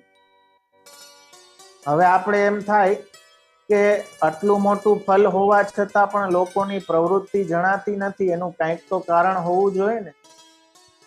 જો આચાર્ય ચરણ બહુ સુંદર સમજાવે છે કે તેમાં વિષય ભગવાન હોય છે, અને ભગવાન તો નિર્દોષ પૂર્ણ ગુણ છે, જેથી જો કોઈ દોષ હોય તો ઇન્દ્રિયોનો છે, યા તો ઇન્દ્રિયોના અધિષ્ઠાતા દેવોનો દોષ હોવો જોઈએ. હવે જો આ દેવો જ પ્રતિબંધ કરતા હોય તો શું એનું ભજન કરવું? તો કહે છે કે પ્રથમ તો અનન્યતા જરૂરી છે, એટલે દેવોનું ભજન કરવાથી, ભગવાન સિવાય અન્ય દેવોનું ભજન કરવાથી બહિર્મુખતા થાય છે. જેને જે જોતું હોય એ પ્રાપ્ત થાય. હવે ઉત્તમ ફલમાં કોઈને કદાચ બુદ્ધિ નથી, તો એને એ ગમે એટલું શ્રવણ કરશે તો એ પ્રાપ્ત નહીં થાય. જેની જેવી કામના એને એ મળે. એક કોઈ સંતે કહ્યું કે આ કથા એવી છે કે આમાંથી ભગવાનની પ્રાપ્તિ થઈ જાય. તો કોઈ શિષ્યએ આવીને સંત પાસે વિનંતી કરી કે ગુરુદેવ, તમે આમ કહ્યું, પણ આમાંથી ઘણા લોકો હું જોઉં છું કે જે ઘણા સમયથી કથાનું શ્રવણ કરે છે, ઘણું બધું કરે છે, પણ ભગવત પ્રાપ્તિ એમને થતી નથી. ત્યારે ગુરુદેવે હસીને કહ્યું કે તું એક કામ કર, કાલ સવારથી ગામના બધા જેટલા ઘર છે ને બધી ડેલીઓ ખખડાવ, અને ખખડાવીને દરેકને પૂછ કે એમને શું જોઈએ છે, અને એનું લિસ્ટ બનાવીને મને લઈ આવ. તો કે ભલે. તો સવારથી બધે એને તો સર્વે ચાલુ કર્યો, બધે ખખડાવા લાગ્યો, કોને શું જોઈએ, કોને શું જોઈએ. સાંજે લિસ્ટ આવી, સંતે કીધું કે વાંચતો જા. એટલે કોઈમાં કહ્યું કે સારું મોટું ઘર જોઈએ છે, કોઈમાં કહ્યું કે છોકરાને બસ સ્વસ્થતા આવી જાય, કોઈમાં લખ્યું હતું કે છોકરાને સારી નોકરી મળી જાય તો વ્યવસ્થિત, કોઈમાં લખ્યું હતું કે ઉધારી બહુ છે તો એ ઉધારી ચૂકવાઈ જાય, કોઈમાં લખ્યું હતું કે સ્વર્ગની પ્રાપ્તિ થાય, કોઈમાં લખ્યું ફલાણું ઢીકણું, એવું કેટલું બધું લખ્યું હતું. ત્યારે ગુરુદેવે પૂછ્યું કે આમાંથી ભગવાન કેટલાને જોઈએ છે? તો જેને જે જોઈએ એને ઈ મળે. આપણે ત્યાં તો ભગવાન એવા હિ ફલમ, પણ પુષ્ટિ માર્ગમાં એ જ લાગુ પડે. કોકને પ્રસાદ જોઈએ છે, કોકને ઉપેણો જોઈએ છે, કોકને નામ જોઈએ છે, કોકને આશીર્વાદ જોઈએ છે, કોકને પોતાની અનુકૂળતા સાધવાની જોઈએ. ભગવાન જોઈએ છે કોને? ભગવાન પાસેથી બધું જ. એ ઇન્દ્રિયોની દુષ્ટતા છે. આપણી ઇન્દ્રિયોની દુષ્ટતા શું છે કે ઇન્દ્રિયોના પરમ વિષય રૂપ ભગવાન સામે બિરાજે છે, પણ ઈ નથી જોતા, એના સિવાય બધું છે. આ આપણી કર્મની કઠણાઈ છે ખરેખર. જે પુષ્ટિ માર્ગમાં પરમ ફલ ભગવાન જ છે, ભગવાન સિવાય કાંઈ નથી, એ પુષ્ટિ માર્ગમાં આજે આપણે જોઈ શકીએ કે ભગવાન સિવાય બધું જોઈએ, ભગવાન નથી જોતા. 4 દીકરા હોય, 8 દીકરા હોય, એવડો પરિવાર હોય, વહુ હોય, પણ ભગવાન નથી જોતા. બાપા જાય એટલે ભગવાન ગુરુ ઘરે, સેવા કરવા વાળું કોઈ નથી. તો જેને જે જોઈએ છે, હવે ભગવાને એ રીતની સેટઅપ બી રાખ્યું છે કે તમારે જે જોતું હોય તો એ દુકાનમાં જાઓ.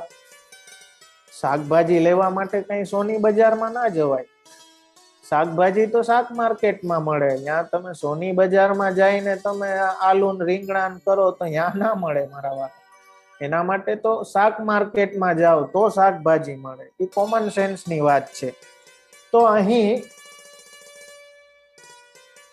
આ 3જા અધ્યાયમાં એ વાત બતાવી કે કેવી કામના વાળો કોનું ભજન કરે. જો એ અનન્યતા સિદ્ધ થાય ને એટલા માટે. હવે આપણી હજારો કામના હોય, કેટલી પ્રકારની કામના હોય, પણ એ નિષ્કામતા આવે ને જ્યાં સુધી કૃષ્ણ કામના ના થાય ત્યાં સુધી બધું નકામ. તો અહીં બતાવ્યું છે કે મનુષ્યોમાં જેવો બુદ્ધિવાળા હોય અને મરણની અણી ઉપર હોય તેઓને શું કર્તવ્ય છે એવું તમે મને પૂછેલું. તો એ મેં 2 અધ્યાયથી તમને ઉત્તર રૂપે કહ્યું કે એવા એ ભક્તિ યોગ પૂર્વક પોતાનું મન ભગવાનમાં લગાડવું જોઈએ.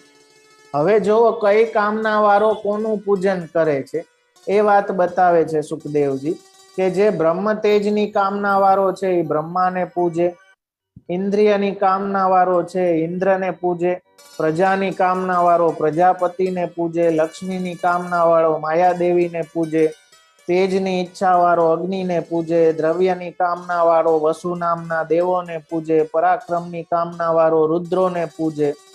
આવી રીતે જેની જેવી કામના છે, વિદ્યાની કામના વાળો મહાદેવને, પતિ પત્ની વચ્ચે પરસ્પર પ્રીતિ ઈચ્છનાર સતી પાર્વતીની પૂજા કરે, ધર્મને ઈચ્છનાર ઉત્તમ શ્લોક ભગવાનને ભજે, વંશ વૃદ્ધિની ઈચ્છા કરવા વાળો પિતૃઓને પૂજે.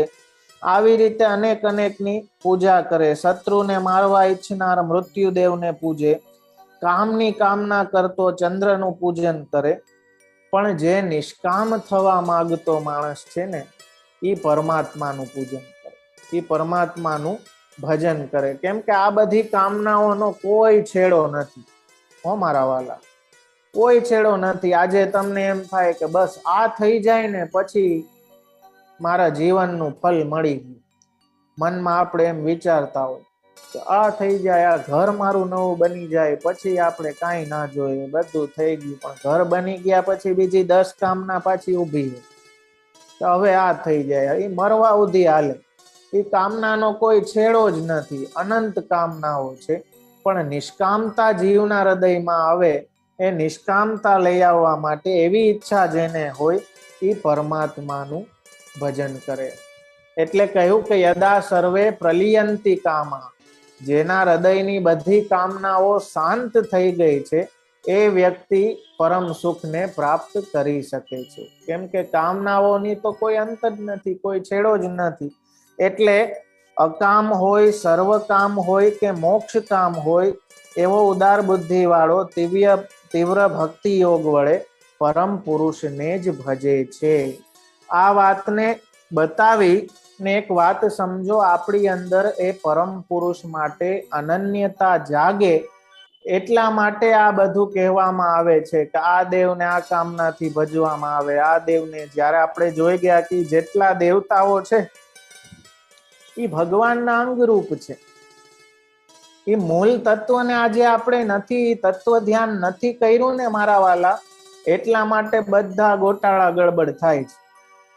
એટલે આપણે સેવા છોડીને અન્ય સાધનો કરવા લાગીએ, એટલા માટે સેવા છોડીને આપણે અન્ય દેવદેવીમાં ભાગીએ, અન્ય સાધનના પ્રકારોમાં આપણી જાતને લગાડી દઈએ, અન્ય વસ્તુને આપણે પરમાર્થ રૂપ સમજી લઈએ. કેમ કે વસ્તુ નિર્ધાર, તત્વનો નિર્ધાર હજી સુધી આપણે નથી કર્યો કે આપણે કોની સેવા કરીએ છીએ.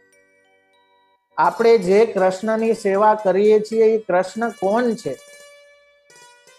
એ પરબ્રહ્મ, પરમાત્મા, ભગવાન, એ સાક્ષાત કૃષ્ણ મહાપ્રભુજી ગુસાઈજીની કૃપાથી આપણા ઘરે મહાપ્રભુજી આપણને પધરાવી દીધા છે કે જે ગોપાલ હુતે ગોકુલ મેં તે અબ આન બસે ની જગ્યાએ. તો તત્વ ધ્યાન એટલા માટે જરૂરી છે મારા વાલા કે બ્રહ્મની લિંક આપણી સતત લાગેલી રહીએ કે આ જે કૃષ્ણની સેવા હું કરું છું એ બીજું કોઈ નથી, એ જ પરબ્રહ્મ છે જેને શ્રુતિઓ રસો વૈશ કહે છે. એ જ પરમાત્મા છે જે સર્વની આત્મા રૂપે આપણી અંદર પણ બિરાજે છે સૂક્ષ્મ સ્વરૂપે. એ જ બ્રહ્મ છે કે આખું સ્થૂલ જગત જેની અંદર છે, આખા જગતનું ઉપાદાન કારણ જે છે. ઉપાદાન એટલે શું? જેમાંથી જે બનેલું હોય. જેમ ઘડો બને તો ઘડો કેમાંથી બને? માટીમાંથી. તો માટી ઘડાનું ઉપાદાન કારણ કહેવાય. તો એવી રીતે આખા જગતનું જે ઉપાદાન કારણ છે એ બ્રહ્મ છે કે જે એક રીતે જો મારા વાલા ભાગવત કહે છે એને કે આખું જગત એ બ્રહ્મની આત્મરતિ છે, એ રાસલીલા છે બ્રહ્મ. એ લેવલથી લઈને આપણે માઇક્રો લેવલ સુધી જોઈએ તો ન્યુટ્રોન્સ, પ્રોટોન્સ, એટમ્સ એવી એક રાસલીલા જ છે આખી. બ્રહ્મની સૃષ્ટિની રાસલીલા છે આખી. તો પોતાની આત્મરતિમાં એ આનંદ કરે છે. એવું સ્થૂલ અને સૂક્ષ્મ સ્વરૂપ બ્રહ્મનું ધ્યાન કરવા યોગ્ય છે. ત્યારબાદ રથ પ્રસાદ પ્રાપ્ત થાય. રથ પ્રસાદ ક્યારે થાય? યદા સર્વે પ્રલિયંતી કામા, બધી કામનાઓ જ્યારે નિષ્કામ થઈ જાય ને માણસ, ત્યારે હૃદયની પ્રસન્નતા પ્રાપ્ત થાય. કામનાઓ ઉછળતી હોય અંદર એક પછી એક, તો એ પૂરી ના થાય ત્યાં સુધી ના શાંતિ મળે, ના હૃદયની પ્રસન્નતા પ્રાપ્ત થાય. એક પૂરી થાય તો બીજી 4 જાગે, હજી આવી જોઈએ, હજી આવી જોઈએ. પણ જે નિષ્કામ થવા ઈચ્છતો વ્યક્તિ હોય એ જો અનન્યતા કોઈ રોકેટ સાયન્સ નથી. હું ઘણી વખત કહું છું અનન્યતા સમજવી એટલે અનન્યતા આવી જાય છે, લઈ આવી નથી પડતી. ક્યારે આવે? એક માં પોતાના છોકરાનું બધું કાર્ય કરે. જો આખા સ્વરૂપને તમે સ્વીકારો બ્રહ્મના, ભક્તની શ્રદ્ધા એવી હોવી જોઈએ કે બ્રહ્મના સર્વરૂપને જાણે અને એને એઝ એ હોલ એના સર્વરૂપને સ્વીકારે, ત્યારે પૂર્ણ પ્રેમ એનો એમાં પ્રગટ થાય. એક માં પોતાના છોકરાનું સવારથી લઈને બધું કાર્ય, હવે એવું નથી કે છોકરાને નવડાવવું, ખવડાવવું, એનું પાલન પોષણ કરવું, એ સિવાય બીજા ઘરના ઘણા કામ કરતી હોય માતા, પણ એનું ફોકસ ક્યાં હોય? એનું ધ્યાન ક્યાં હોય? એના પુત્રમાં. એ અનન્યતા છે. હવે એ અનન્યતા એ કઈ શીખતી નથી કોઈ પાસે. એ કેના લીધે આવે છે? પ્રેમના લીધે. પ્રેમના લીધે તમે કદાચ સન્મુખ નહીં હશો તોય તમારા અંદર અંતઃકરણમાં તો એ સન્મુખ હશે જ, વિચારના રૂપે, ભાવના રૂપે. એ પ્રેમના લીધે ક્યાંય બી હશો તો તમે એનો જ વિચાર કરશો, કોઈ બી સાધન કરતા એનો જ વિચાર કરશો. એ અનન્યતા છે. એટલે પ્રેમ પ્રગટ થશે તો અનન્યતા આપોઆપ આવશે. પણ એ પ્રેમ ક્યારે પ્રગટ થાય? કે મહાત્મ્ય જ્ઞાન થાય ત્યારે. મહાત્મ્ય જ્ઞાન ના હોય, પ્રેમ પ્રગટ ના હોય તો બધે પ્રેમ વટાયેલો રહે આપણો. એક જગ્યા એક આપણા હૃદયના પ્રેમનું જે ઇન્ટેન્સિફાઈડ સ્વરૂપ છે, ઘણીભૂત સ્વરૂપ છે, એ જ તો ભક્તિ છે મારા વાલા. તો આ અનન્યતા આપણી અંદર એ પ્રગટ થાય એટલા માટે આ મહાત્મ્ય જ્ઞાન કે ભાઈ સર્વ વસ્તુ રૂપ ભગવાન જ છે. તું બીજે બધે ખોટા આટા મારમાં, મૂળને પકડ. જેટલા દેવી દેવતાઓ છે એ પણ આપના અંગરૂપ છે. એ પરબ્રહ્મનું ચિંતન કરો તો નિષ્કામતા, એ સર્વાત્મા જે પરમાત્મા છે એનું ચિંતન કરો તો હૃદયમાં નિષ્કામતા આવે. અને નિષ્કામ વ્યક્તિથી સુખી બીજો કોઈ ના હોઈ શકે. કેમ કે કામના રાખો અને પૂરી ના થાય તો દુઃખ થાય, અપેક્ષાઓ વધે. એ કામનાથી બધો જંજાલ મોટો મોટો થતો જાય ને એ કામનાઓથી જ માણસ ની અધોગતિ થવા લાગે. એક પછી એક કામનાઓને એની પાછળ જ પુરુષાર્થમાં દોયડે રાખે તો એનાથી અધોગતિ થવા લાગે. જેમ ઓલે સંન્યાસીની વાર્તા આવે કે એક સંન્યાસીના આશ્રમમાં શિષ્ય હતો. શિષ્ય ખૂબ બધું ભણી ગયો ને પછી છેલ્લે સંન્યાસીને કીધું કે હવે જો કૃપા કરો, જો ભગવાન આખી સૃષ્ટિ રૂપે થઈ ગયા છે અને એ સૃષ્ટિમાં પોતાની માયાને કેટલી પ્રબલ રાખી છે ભગવાને, એ તમે જુઓ. શિષ્યએ ગુરુને વિનંતી કરી કે હવે આજ્ઞા દ્યો તો હું ગંગાના તટે તીર્થમાં એક ઝૂંપડી બાંધીને ધ્યાન કરું. જો આ ધ્યાન છે ને એ કેટલી ઇઝીલી બ્રેક થઈ જાય આપણું આ માયાને બધા સાંસારિક પદાર્થોના કારણે. એટલે સતત કહ્યું કે ભગવાન હરિનું શ્રવણ કીર્તન સ્મરણ સતત કરે રાખો. શું કામ? તો શિષ્ય ગંગા કિનારે ઝૂંપડી બાંધી, સંન્યાસ પોતે સંન્યાસ લઈ લીધો તો એટલે બીજી કાંઈ તો એને શું જરૂર હોય, કોઈ કામના હોય નહીં. અને રોજ વસ્ત્રોમાં પણ એક લંગોટી, બીજું કાંઈ નહીં, એક કમંડલ, અને રોજ ભગવદ નામ લે ગંગા કિનારે, અને 2 લંગોટી, એક સુકાવે ને એક પહેરે. હવે સુકાવી એક દિવસ લંગોટી ઉતારવા ગયો તો જોયું કે ઉંદરે વસ્ત્ર કાપી દીધા છે. હવે એને થયું કે આ તો સારું ખોટું, એક તો આપણી પાસે લંગોટ છે નહીં, એક માત્ર આ 2 કપડા છે ને એ ઉંદર કાપી જાય તો બહુ ઉપાધિ વાળું થાય. તો હવે એ ઉંદરને માટે શું ઉપાય કરવો? તો એણે વિચાર કર્યો કે એક બિલાડી રાખી લઈએ જેથી આ ઉંદરનો ત્રાસ ઓછો થાય. ઉંદરનો ત્રાસ ઓછો થાય એટલે એક બિલાડી રાખી. હવે એ બિલાડી રાખી તો એને રોજ દૂધ પીવડાવવું ને કંઈક કરવું ને, રાખી તો એને સાચવવી તો પડે ને. તો પછી રોજ દૂધ લઈ આવે ને પીવડાવે ને. હવે એનાથી કંટાળ્યો તો એને થયું કે હવે આ બિલાડીને રોજ દૂધ પીવડાવો, એક કામ કરીએ ગાય રાખી લે. તો એક ગાય આવી ગઈ, ગાય રાખી લીધી ને એનું દૂધ રોજ કરવા માંડ્યો ને. હવે ઓલી જેમ જેમ કામના વધતી ગઈ એમ એમ સંસારે વધતો ગયો. આવ્યો તો ભગવત નામ લેવા. તો પછી એ ગાય ને વાછડી થઈ ને એ વાછડી ને એમાંથી પ્રજા વધી ને તો હવે એને રાખવી કેમ? તો પછી થોડાક એના જે ફોલોવર્સ હતા એને કહીને એક નાની ગૌશાળા જેવું બનાવી દીધું. હવે એ બધું એની ઝાકમાક વધવા માંડી. ધીમે ધીમે ગૌશાળામાંથી ગાયો વધી, એના માટે હવે ગોવાળ જોઈએ. આટલી બધી ગાયોનું ધ્યાન કેમ રાખવું?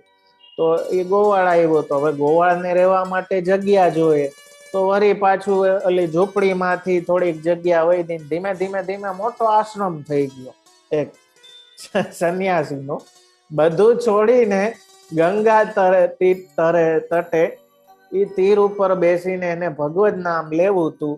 એક લંગોટીથી ચાલુ થયું અને આશ્રમ સુધી પૂગ્યું. કેટલા દિવસે એના ગુરુ ત્યાંથી આટો મારવા નીકળ્યા ને જોયું કે અહીંયા તો મોટું આશ્રમ ને ઝગમગે છે ને લાઈટું બધું. અંદર જઈને જોયું, શિષ્યને કીધું કે અરે તું તો એક ઓલું ઝૂંપડી રાખીને રહેવાનો હતો, ભગવદ નામ લેવાનો હતો, આ કઈ રીતે થયું બધું? એટલે પેલા એ હાથ જોડીને કીધું કે ગુરુદેવ એક લંગોટીથી ચાલુ થયું બધું. તો સંસાર મારા વાલા એવો છે કે એક પછી એક કામના, એક પછી એક કામના, એનો કોઈ અંત જ નથી ને એમાં આપણે પછી ખૂબતા જ જાય. તો ખરેખર આપણી અંદર એ અલૌકિક કામના પ્રગટ થાય, એ ભગવાનમાં આપણી પ્રીતિ થાય. એટલા માટે સેવા અને કથાનો માર્ગ છે.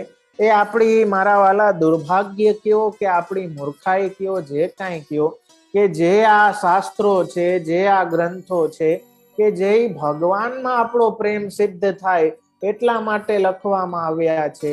આ ભાગવતની કથા શું કરશે કે આના શ્રવણથી, આ તત્વના ધ્યાનથી એ મૂળ જે સ્વરૂપ છે એ રસરૂપમાં તમારી પ્રીતિ લગાડશે એવું આ ભક્તિ શાસ્ત્ર છે.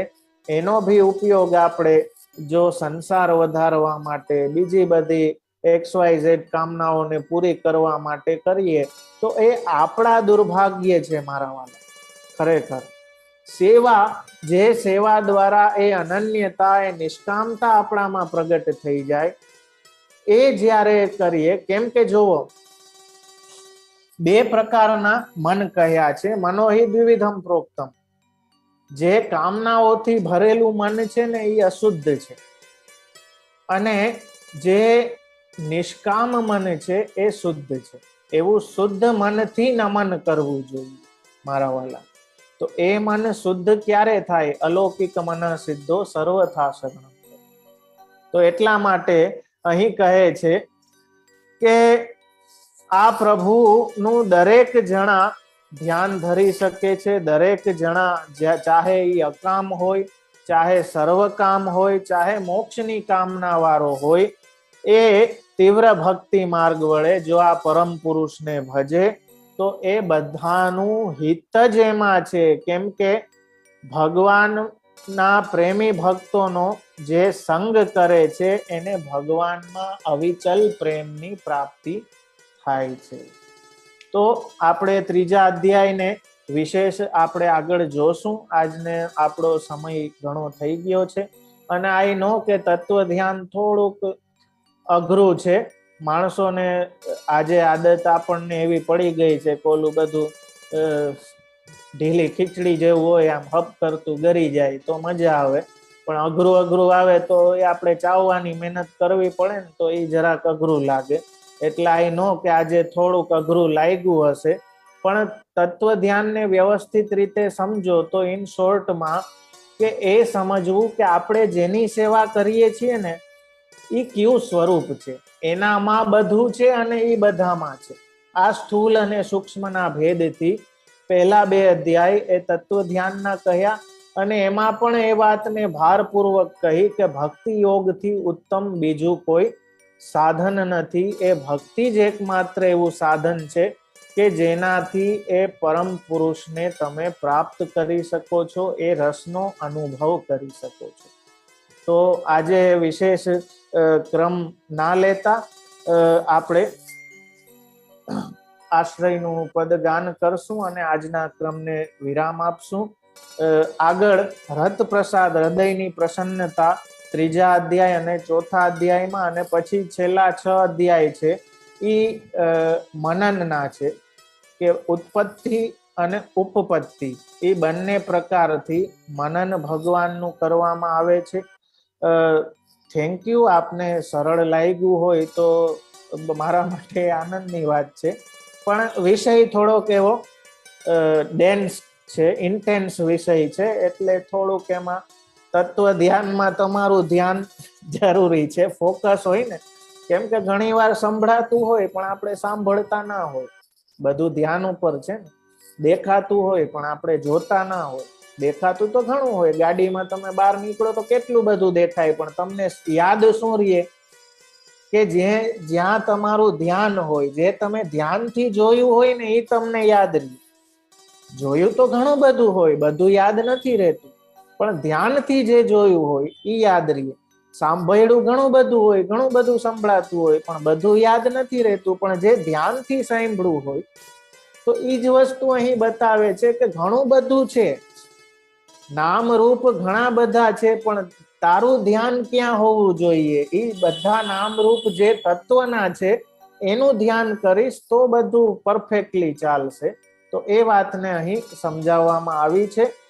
આગળના પ્રકરણને આપણે આવતીકાલ પાછું સ્ટાર્ટ કરશું, અને છેલ્લે દિવસે મનનના પ્રકરણને જોશું, અને કેવી રીતે બીજા આ સ્કંધમાં અધિકાર બાદ સાધનનો વર્ણન કરવામાં આવ્યું છે કે એ શ્રવણના અંગરૂપ જે સાધનો છે, આ સાધનો સાથે શ્રવણ કરવામાં આવશે તો એ શ્રવણ ફલદાયક થશે. બાકી તો પછી ઓલું કથા સાંભળી, ફૂટ્યા કાન, છતાં ના આવ્યું બ્રહ્મ જ્ઞાન, એવું જ હરીફરીને થશે. તો એટલા માટે આપણે સાધન ને પણ શ્રવણના અંગરૂપ જે સાધનો છે એને જાણવા પણ જરૂરી છે. આજે આશ્રયનું પદગાન કરશું અને આજની આપણે આ ક્રમને વિરામ આપીએ. દ્રઢઈન ચરણાન કેરો ભરોસો, દ્રઢઈન ચરણ કે श्री वल्लभ नख चंद्र चटा बीन, सब जग मांझ अंधेरो भरोसो, दृढ़ न चरण के साधन और नहीं या कली में, जासु होत निवेद। सूर कहा कहे द्विविधयांतरो, बिना मोल को चेरो भरोसो, दृढ़ न चरण के, दृढ़ न चरण केरो भरोसो, दृढ़ न चरण के। श्री वल्लभाधीश की जय, श्री गोपीनाथ प्रभु चरण प्यारे की जय, श्री गुसाई जी परम दयाल की जय।